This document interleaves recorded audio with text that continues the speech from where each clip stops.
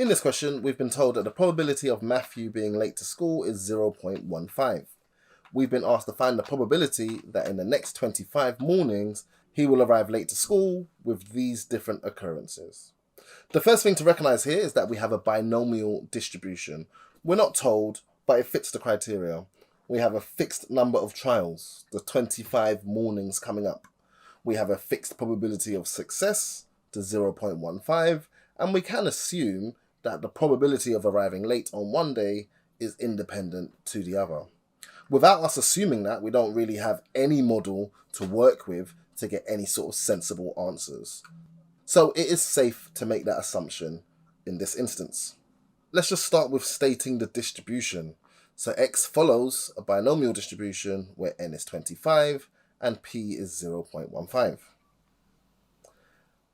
In part A, we're asked to find the probability that he arrives late to school on exactly 6 occasions. So the probability that x equals 6. On our calculators, BCD, minimum and maximum are both 6. N is 25, P is 0.15. That gets us an answer of 0.0920. In part B of the question, we're asked to find the probability that he's late on less than 6 occasions.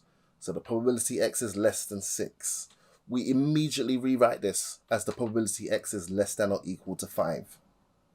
That makes the minimum 0, the maximum 5, n is 25, and p is 0.15. In our calculators, 0.8385. And the last one, the probability he's late at least twice. So that's greater than or equal to 2. BCD, 2 is the minimum, 25 is the maximum. Relying on the calculator, we get 0.9069 as our answer. So, just some standard binomial calculations, making sure we're interpreting the grammatical expressions on less than and at least correctly.